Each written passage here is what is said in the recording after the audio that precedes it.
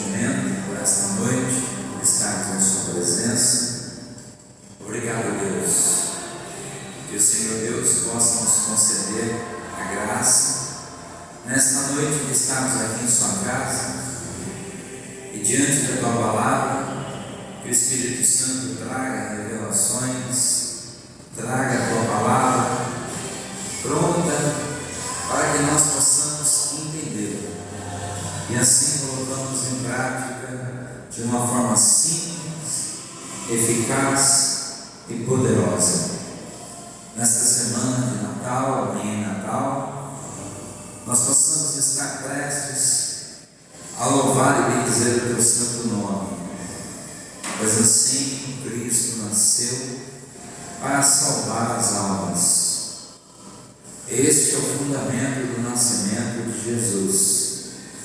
Ele diz: eu vim para salvar aquele que em mim acreditar. Senhor, que cumpra a Sua vontade e não a nossa. Que esta noite seja bênção para nós e aqueles que forem assistir esse vídeo mais tarde. Nós oramos e te agradecemos em nome de Jesus. Amém. Glória a Deus. Sente. Quem for assistir esse vídeo depois via YouTube, compartilhe depois com seus contatos, para que depois outras pessoas possam assistir essa mensagem depois. Pastor Eurico, lá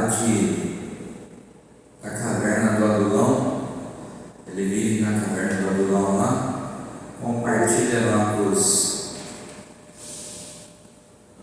antigos malfeitores amigos dele, que entraram na Caverna do Adulão e saíram homens de Deus. Hoje ele tem muitos amigos homens de Deus. Compartilhe com eles lá para que eles possam compartilhar com as almas necessitadas. Mandar um abraço lá para o pastor Adão. Pastor Adão está quase indo para o céu. Está com um pé no céu e outro em cima da cama. É Adão. Adão, não esqueça que você não é Adão. Quando eu te conheci, você tinha 150 quilos. Hoje você está com 185. Que é isso, Adão? Você está participando de... Como é que chama aquele negócio dos japoneses?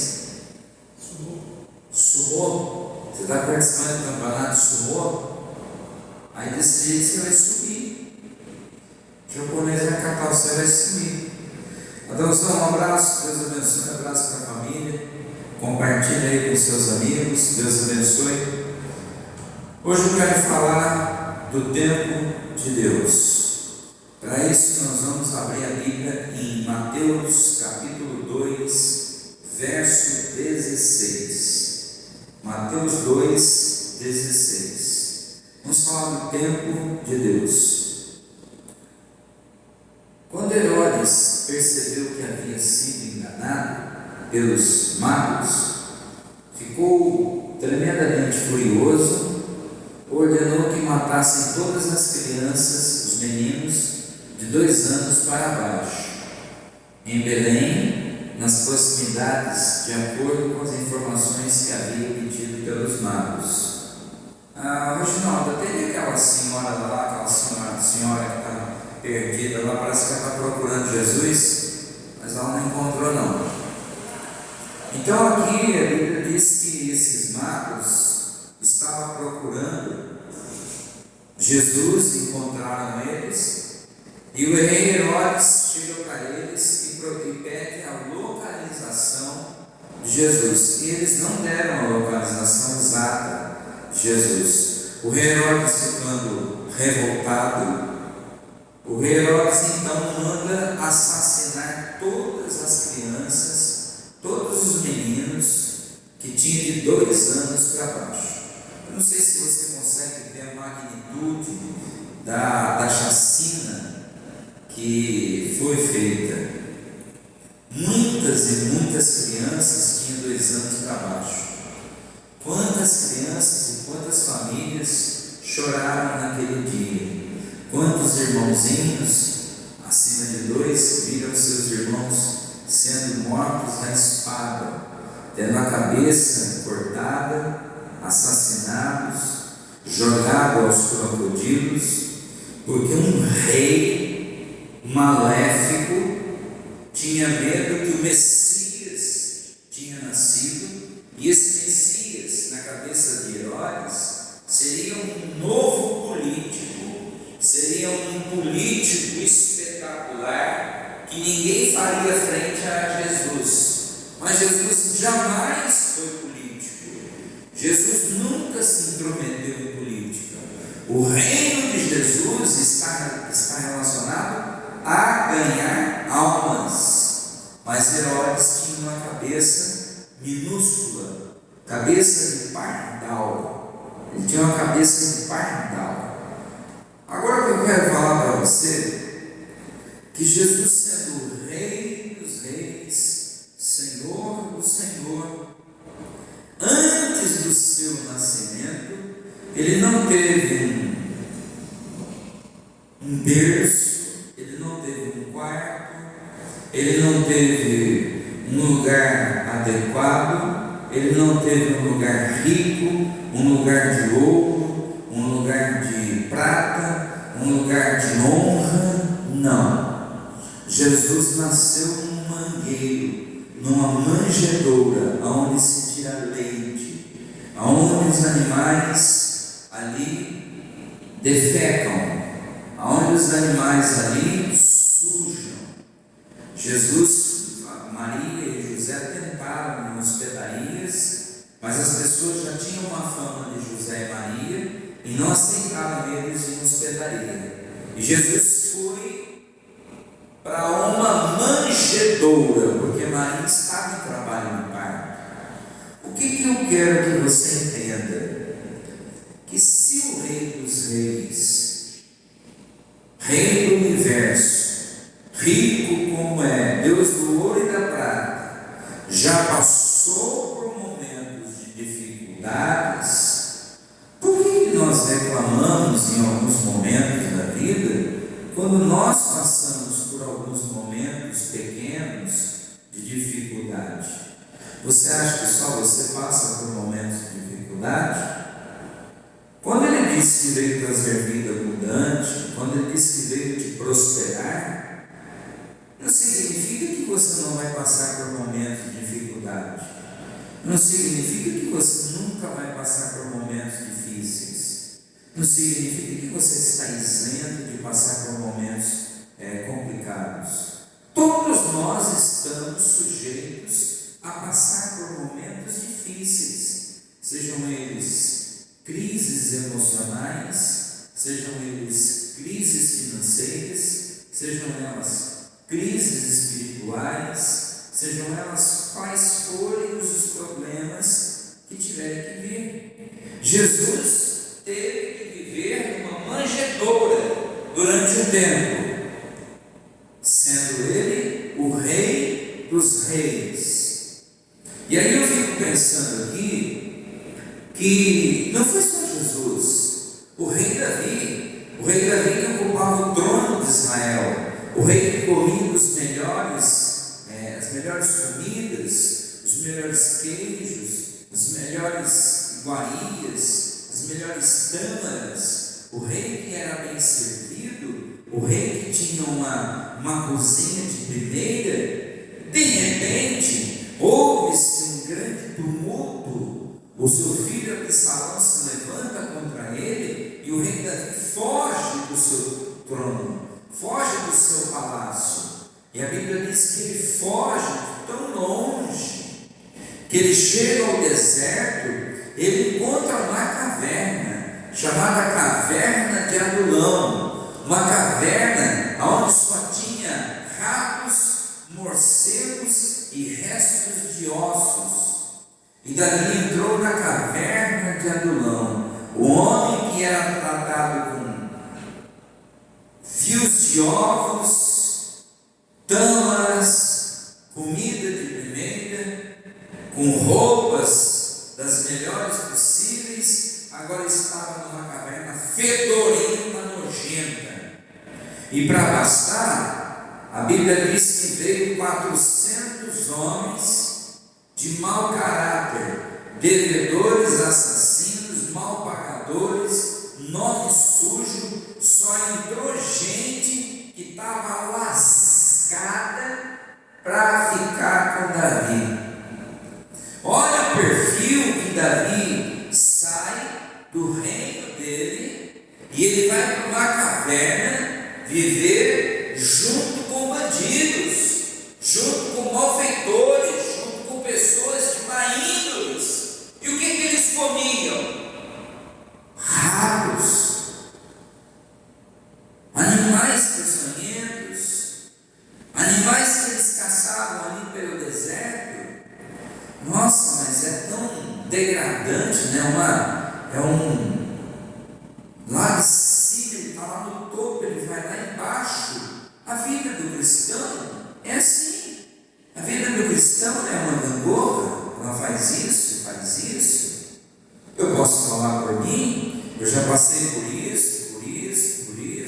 Hoje estou aqui, amanhã posso estar aqui, depois posso estar aqui. A Bíblia diz, o apóstolo Paulo fala para a gente, sem viver com dinheiro.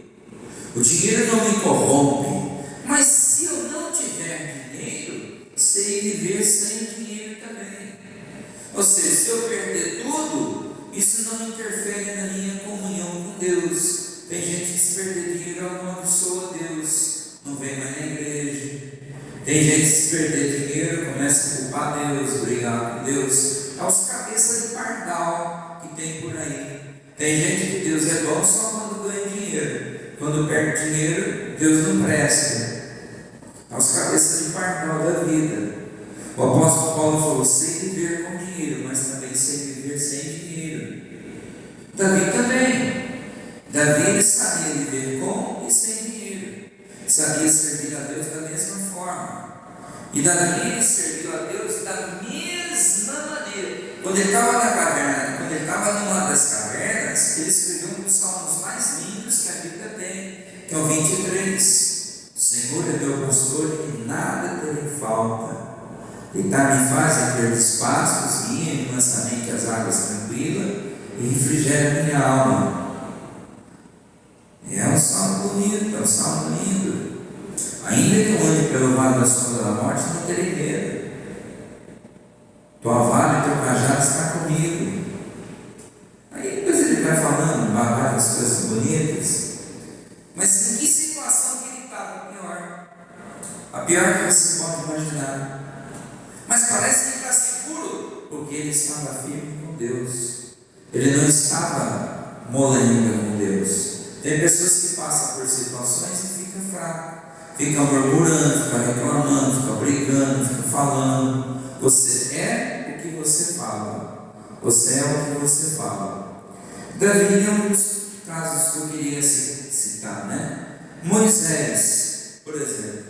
Moisés viveu 40 anos no Egito, comendo do bom e do melhor, sendo tratado como filho do faraó, sendo tratado pelas moças do Egito, sendo tratado como se fosse um herdeiro de faraó, até que um dia ele fugiu do Egito e foi para o deserto.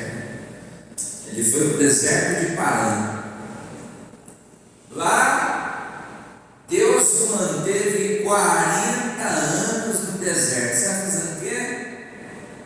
Cuidando de cabra, no sol de 50 graus por dia, 40 anos fedendo cabra, ajudando as cabritas a parir, limpando cabrita e ajeitando cabrita, fedendo cabrita, dormindo no meio das cabritas, acordando no meio das cabritas. E você pensa que José tinha saudade do Egito? Não. Deus, estou aqui. Chegou uma hora que Deus falou: José, chegou a hora, você já está pronto. Agora chegou o tempo de Deus na sua vida. Aí José subiu um monte e Deus falou com ele. Outro cara que é interessante é Mefibosete. Mefibosete, quando era criança, Davi atacou sua cidade, Jonas já tinha morrido, Mefibosete era filho de Jonas. Davi atacou sua cidade, Davi não sabia, mas a ama de leite saiu correndo, tentando proteger o Mefibosete. Ela tropeçou, caiu e o menino quebrou a coluna cervical, ele ficou paralítico e ela fugiu com ele, e ele viveu aproximadamente 30 anos de esmola. Ele viveu 30 anos de esmola, de ajuda e de uma vida miserável, sendo ele herdeiro do rei. Mefibosete era herdeiro do rei, até que um dia o rei estava almoçando e o rei conversando lá com o soldado.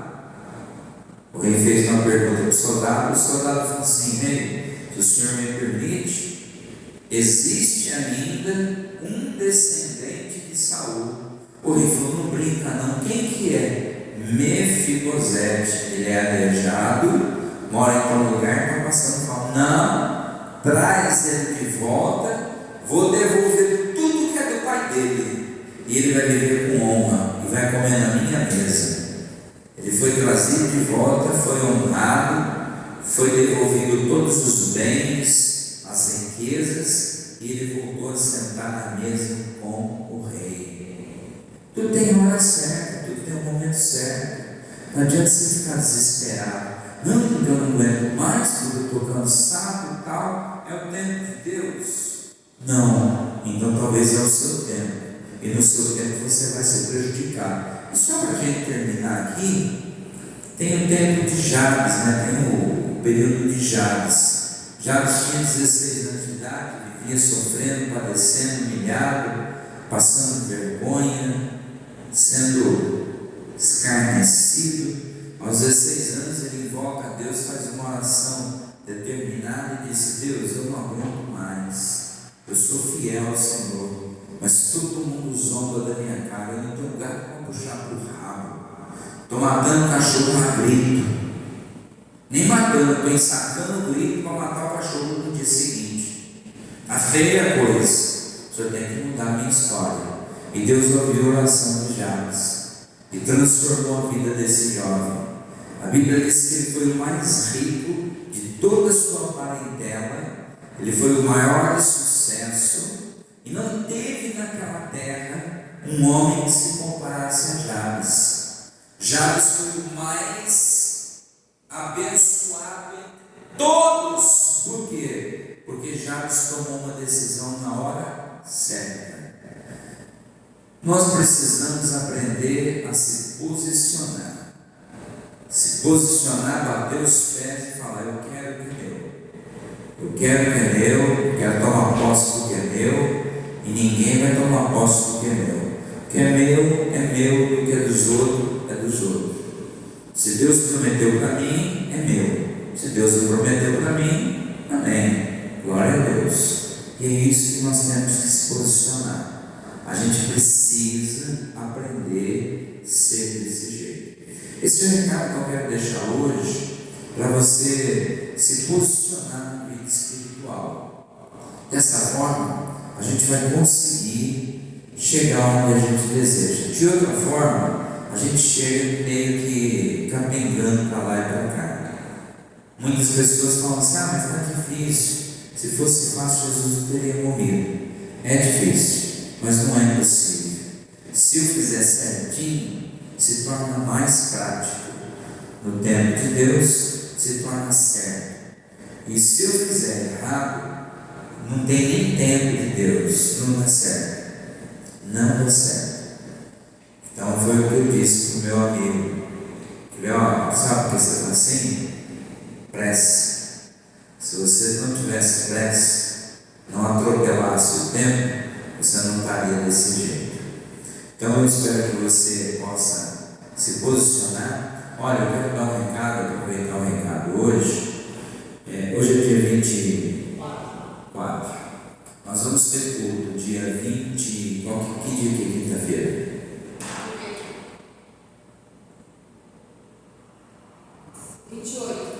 Nós vamos ter o nosso último culto do ano, dia 28. Dia 31, nós não vamos ter culto devido à véspera de Ano Novo. Hoje é 24, a maioria das pessoas faltaram, então não adianta a gente fazer um culto para a cadeira. Então, nós vamos ter o nosso último culto do ano de 2024, dia 28. Eu vou fazer uma live, vou chamar, vou convocar todo mundo para vir dia 28, para nós fazer um encontro bonito e glorificar a Deus. E depois a gente se retoma o ano que vem com a glória de Deus. Mas a gente não pode fazer pelas pessoas o que elas têm que fazer. Tem coisas que as pessoas têm que fazer a parte delas e a gente faz a nós. Se elas não fizerem a delas, nós não podemos fazer a parte delas, nós só podemos fazer a nós. Então nós vamos ter culto dia 24 às 8 horas, dia 28, 8 horas da noite, nosso último culto de 2023, tá bom? Que Deus abençoe, feche os olhos, vamos orar. Nosso Deus e nosso Pai, que Deus abençoe todos, aqueles que estão ouvindo diretamente, aqueles que foram assistir mais tarde, os que vão receber o recado de outra forma, e assim o Senhor possa abençoar todos de uma forma poderosa, em nome de Jesus.